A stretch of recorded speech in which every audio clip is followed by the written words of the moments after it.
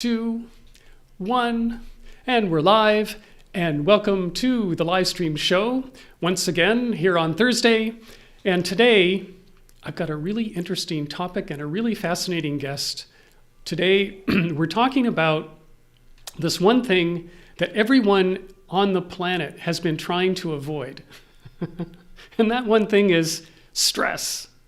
And we've all been taught that stress is something we need to run away from, like we need to try and remove from our lives. This has been the conventional wisdom for decades now. Like, oh my gosh, we're all dealing with too much stress. We're up to here with all these things. And now, of course, with the pandemic and other kinds of stressors, we're over the top. Like, this has been an amazing season of stress. And all these health-related issues, they're stress related. Like if you have this kind of thing, that could be because of stress, and heart disease and overweight and blah, blah, blah. All this stuff goes on, and we have been told that if we could just get rid of our stress, we could all be healthier. Well, my guest today is here to somewhat challenge that conventional wisdom. The idea being that there's a certain level of stress. Like if we bring in a certain kind of stress to our system, it's actually really good for us. And there's a lot of ways that can fit into our life to make us more resilient, to make us more healthy, and more apropos to this moment in time, to boost our immune system so that we can stand up to any kind of, alien force, virus, COVID, you name it. We will be stronger and more resilient. And when it comes to your business, which all of you guys who are in my audience, this is important. If you want to be a healthy business person and have a healthy business, you need to be a healthy person. And it could be that actually bringing some kind of, like the good kind of stress into your world is going to be the thing that will make your business more successful and make you a more successful person. So this is David Magone, and David and I have known each other probably for about at least 15 years. And it started when I actually was living in Somerville in Boston, and literally just down the hall from the office of where I worked was a yoga studio, and David was a teacher there. And it was so easy and convenient to just walk down the hallway and start taking yoga classes. And I got totally hooked with his method of teaching, which was different and probably better than any of the other teachers that I'd met in the Boston area. So I'm really pleased to have him on. And let me just start the intro, and we will get on with the show.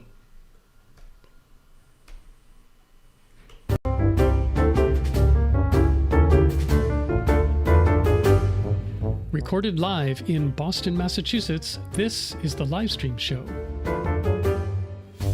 In a world full of underexposed entrepreneurs, the Livestream Show is your gateway to a global community of live stream pioneers who dare to go live and create something special and unexpected, which could only happen because it was live.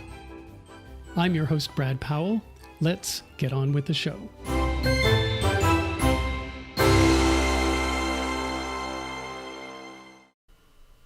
All right.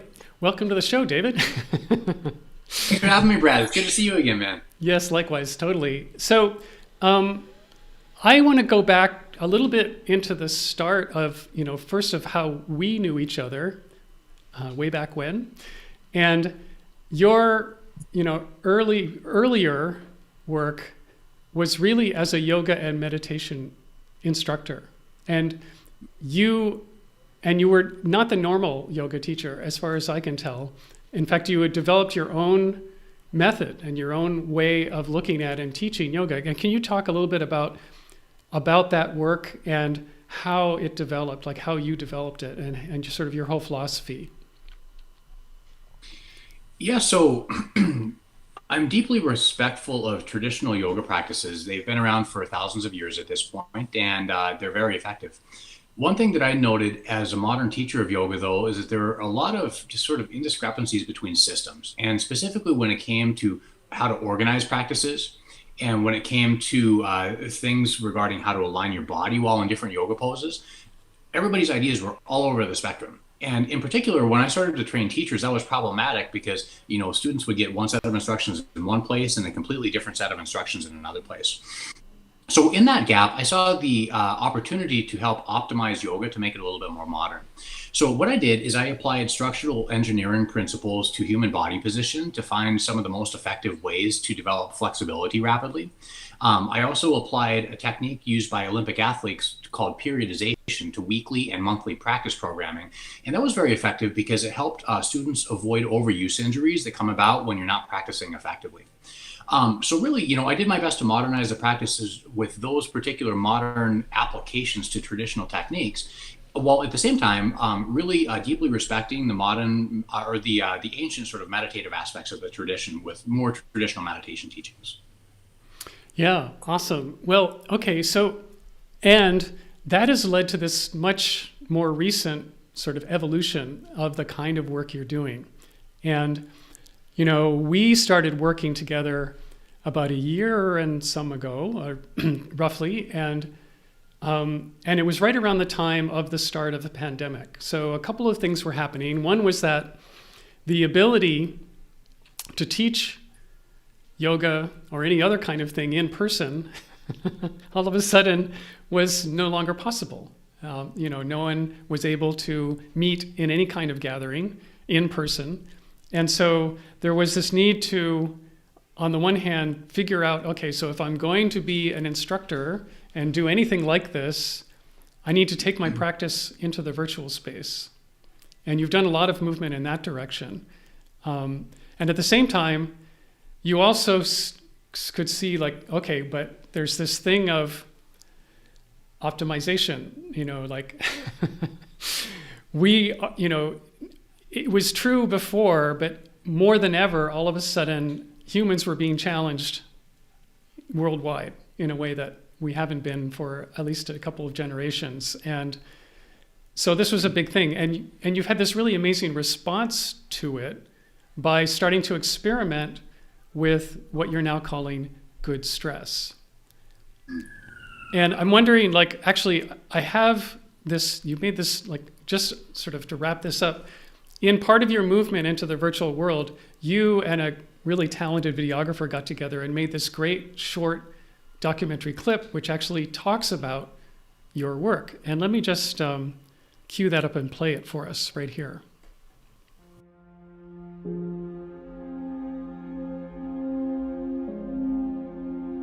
For many people, winter is the darkest time of the year. For me, it's different. Winter is a special season. It's my refuge. It brings me peace. It makes me feel alive. It hasn't always been that way. When I was 12, I lost a friend while we were hiking near a frozen waterfall. I developed PTSD.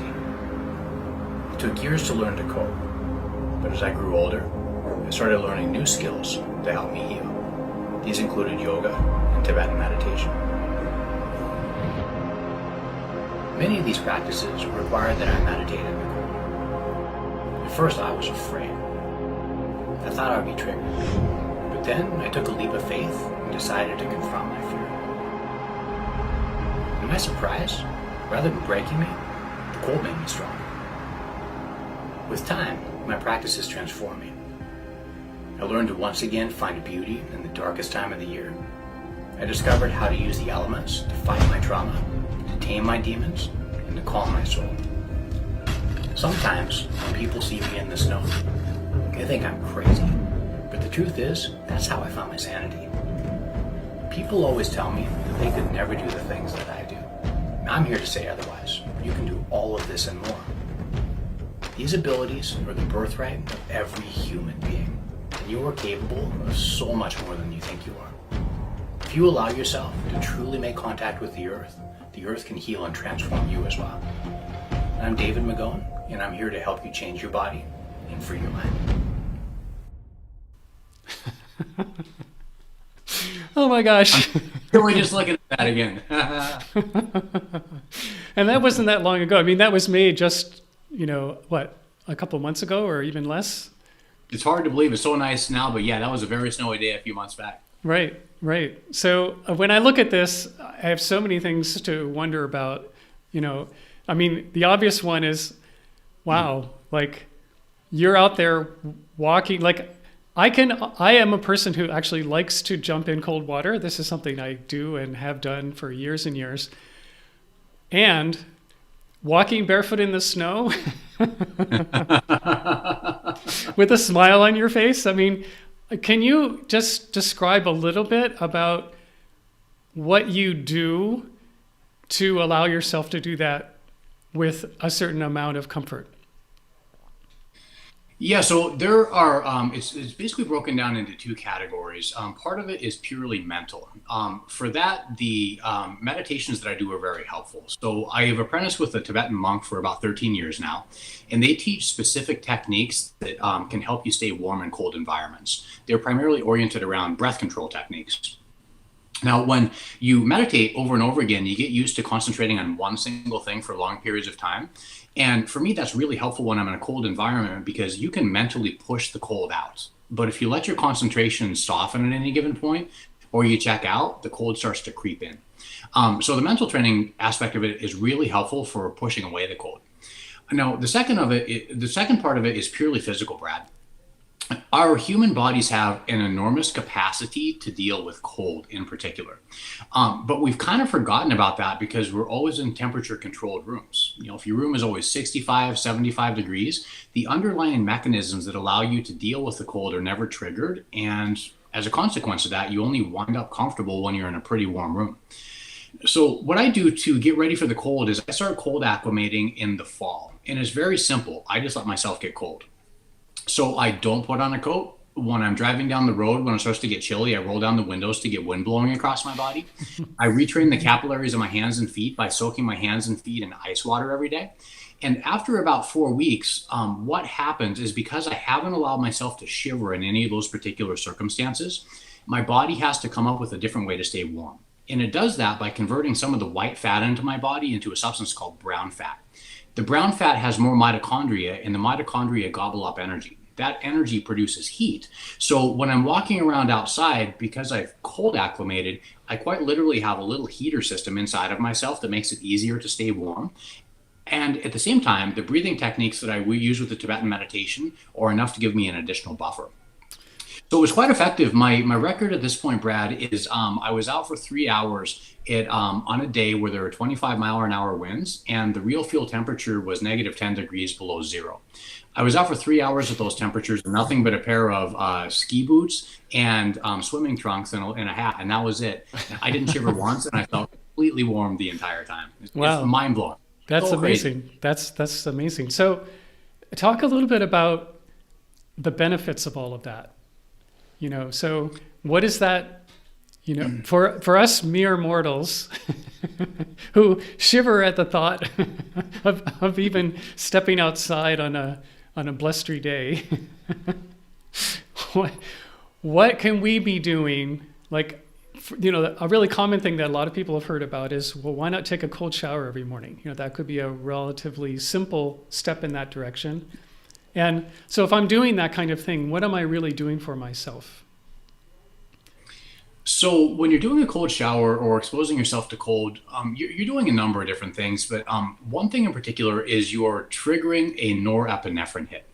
So when the cold water hits your body, I'm sure that everybody here has experienced this. You start to hyperventilate a little bit, your heartbeat really elevates, and you start to feel a little jacked on energy. What's happening at that point is you have this whole chemical cocktail of different hormones running through your body that are sending you into fight or flight mode. The fight or flight mode gets you ready to fight or flee the threat that you're experiencing. Now, what's interesting is that substance that I mentioned, norepinephrine, is actually found in a lot of different drugs for ADHD and depression. So by taking that cold shower, even just a 15 to 30 second hit, you're going to get a pretty substantial norepinephrine hit. And after that, you typically get a mood boost and a marked increase in your ability to concentrate. Now, separately, cold water swimmers have reported for decades that they report fewer incidences of colds and flus over the course of the wintertime. There's some research to back that up, and it's only anecdotal in my case alone, but I used to have on average 4 colds per year every single year for my entire life. And at this point, knock on wood, I haven't had a cold for over 2 years. That I have to qualify can be because I've been wearing a mask more during COVID. Even so, previous to that, I was still over a year without a cold. And for me, I've never experienced that in my life. So it's really pretty amazing. Yeah, yeah, that's great. That's really cool. Yeah, and I wonder, like, this whole thing of inner heat seems to me like can be manifested in a bunch of ways. Like if here we are, you and I both live in New England. The winters here are long and dreary. and honestly, from an energetic perspective, we can use as much inner heat as we can get. Like as people who are out there in the world doing things, we all have our certain ambitions, our creative pursuits, and having this kind of, change in our physiology, it seems to me that it would lend itself really well to helping us do just about anything we decided we wanted to do. There's plenty of days in the wintertime, especially, I'll get up and it's so dreary that I just soon, I feel like a bear and I just want to go hibernate. It's like, okay, wake me up in spring, will you? So I'm just wondering, like, can you speak to that a little bit? I mean, what are the things that you see? I mean, you're someone who's really pushing the envelope of all this. And, what has this been doing for you in your work and the things that you see happening that are more in the realm of, yeah, my whole life is, got this different thing going? For me, Brad, it's been really transformative. So I too used to really hate the colds. I think I mentioned that at the beginning of the video. So, when my friend died, I developed PTSD, and that meant that I had flashbacks every time I went into a cold environment. And they weren't like memories, like actual flashbacks would pop into my head of the incident. So I was just really uncomfortable around cold environments.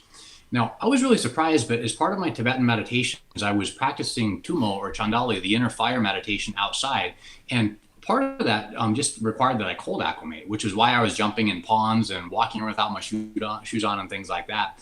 And one day I just realized the flashbacks completely disappeared. So I think it was exposure therapy. Honestly, just being in that environment over and over again, learning how to make myself feel safe in there. I don't know what happened, but something tipped in my mind, and I haven't had a flashback for a really long time now, which has been absolutely amazing. Wow, that's great. Yeah. Now, that aside, man, the other thing I wanted to mention that's probably more applicable to the general audience who doesn't suffer from PTSD is that I think the whole thing has helped me learn how to be comfortable with discomfort. When people see me in the snow and I'm walking around and I'm not shivering, they assume that it's really comfortable.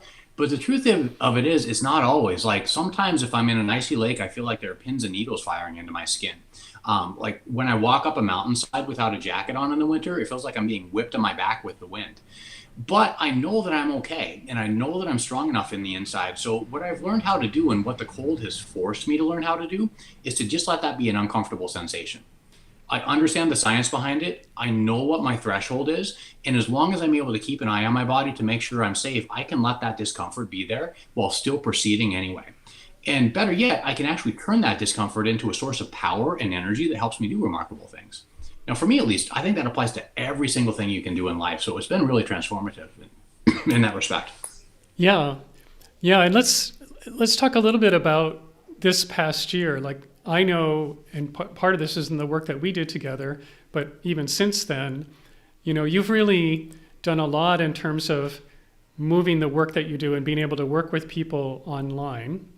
And, for instance, I remember we were talking about, setting up virtual classroom, running a program online that people would come and it's sort of as opposed to what you had been doing, which was teaching a yoga class at a studio.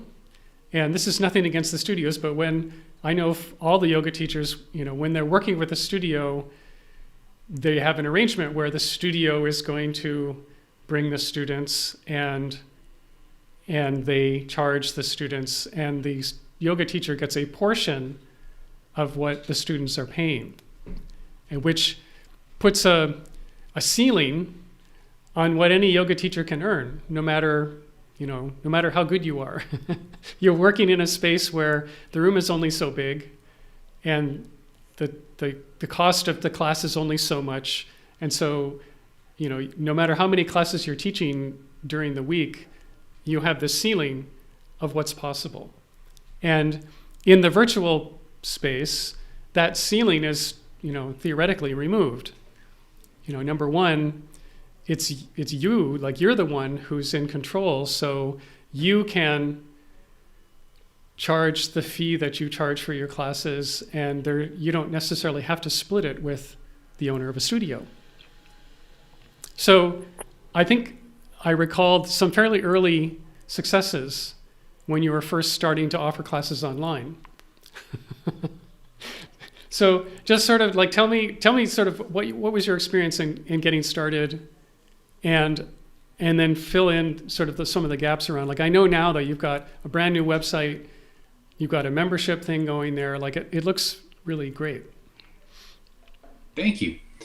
So my first response was sheer horror. I mean, thankfully, Brad, you and I had been actually working with one another as that happened. That was like the best twist of fate ever. But I've always made my living in the real world. I filmed videos for cable TV and internet for over a decade, but I've always had someone producing my content. Mm-hmm. And so I was very rapidly taken to the point where my career collapsed overnight. I didn't have any distribution deals in the pipes, and those were closed down because the studios weren't. Usually I have to fly somewhere to fill those videos, and the distributors were just not flying anybody anywhere because of COVID. So I had to quickly figure out how to film my own content. Thankfully, you and I had been discussing that for a while, so I felt like I had a platform at that point. But one of the first things that I did was just simple Zoom videos.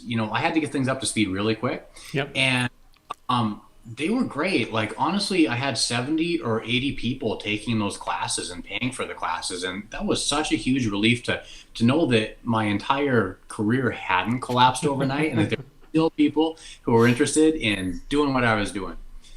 Now, what I figured out pretty quickly is the videos didn't look great. I literally put my laptop in my living room and I demonstrated from there. And I really just wanted to give something of greater quality.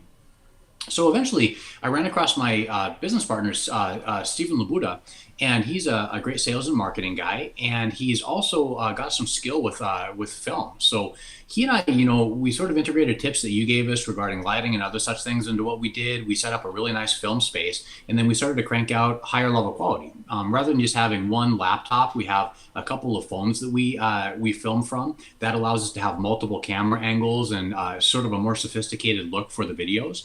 And because the video was higher level content and it looked so nice, we were able to parlay that into a membership site where we offer people a monthly membership as well as a yearly membership or drop-in memberships for those people who want to come on a regular basis. Yeah, that's really great. Cool. Awesome. And that's this is something that can just continue. So what are your plans for the future in terms of, you're bringing on this good stress as a methodology. How do you see that fitting in with all the other stuff that you've been doing up until now? You know what, Brad? It's been such an interesting discovery process. I mean, after I got so much healing from cold, I just started thinking, man, what else is possible? And I really dug into it deeply, and it turns out that there are other stressors that are really great for you. So you can expose yourself to heat, and you get massive health benefits from that. You can expose yourself to different compounds in the forest with forest walking. That stresses your system a little bit, but it leads to really amazing boosts in creativity and insight, and even anti-cancer cells called NK cells in your body. Even those boost in forested environments. Similarly, I've also learned about the role that exercise plays. Exercise is in essence stressing your body out, and that stress inoculates you against illness over the long period of time. That's clear. People who spend time doing some regular exercise are oftentimes healthier, and they have better outcomes than people who are sedentary. So they all play into the idea of good stress. Yoga is a good stressor. Forest walking is a good stressor. The heat component and the cold component are all good stressors. So my plan moving forward is to do sort of a hybridized system where I do distance-based training on my membership website for people who want to learn how to use these modalities to heal and become more robust. And at the same time, we'll be offering more real-world programs once COVID is in so that people can come together as a group to learn how to do these things for themselves. I mean, everything that I've talked about and everything that I do is something that any person can do. I'm not special in any way, shape, or form. So I'm just really excited to use the online world and the real world to show people that they're capable of so much more than they think they are. Yeah, I love that. And we are. We totally are. It's crazy. That's great. Okay, so if someone wants to hook up with you, like starting right now, what's the best way? Where do they find you? So I can be found in a number of different places. Right now, my website has primarily yoga videos. There will be more good stress content as we move forward. But the website is davidmagone.com, Magone. It's the best way to find me there. I'm also on Facebook, and I'm on Instagram and LinkedIn as well. And I post a little more content about the good stress method on both Facebook as well as Instagram. Great. Awesome. So davidmagone.com is the site. I'll make sure that the links are in the comments below this video. And this is great. Do you have any sort of last takeaway that you'd like to share with people today? Yeah, man, I think if you have any resonance with anything that I've talked about, one of the easiest things that you could do is integrate a short cold shower into your day. It turns out that most of the antidepressant and sort of focusing qualities that come from cold exposure happen pretty rapidly, which means that you don't have to suffer through a 5-minute cold shower. If you get in the hot shower, make it really, really warm and cozy, turn that tap on cold for 15 seconds, let yourself hyperventilate a little bit, let that cold hit your body. It will give you a mood boost, and it will also help you concentrate. And it can actually be one of the most amazing ways to use a good stressor to have a better day. So I would start with that. Awesome. That's great. Well, thank you so much for coming on. And for all you guys who are tuned in, I want to tell you of a couple things. One is that you can join this show live every single Thursday at 3 p.m. Eastern Time. We're live streaming on YouTube, LinkedIn, Facebook, and Twitter. All 4 locations. And so we're basically bringing ourselves to wherever you like to be on the internet. But in addition to that, if watching a video isn't your preferred way to get this content, we've also just created an audio podcast. And you can listen to any of these episodes. Every episode is edited down and then archived as an audio podcast. And then you can get it on your phone. And then when you're out doing any of these things, you could be in your cold shower. You could be on your forest walk. You could be cutting a hole in the ice and listening to David on this episode, which this was Thursday, David's episode will drop on Tuesday, and all the other episodes are already there. And you can find that at thelivestreamshow.com. And that's it. I will see you guys next week, Thursday at 3 o'clock. Until then, so long.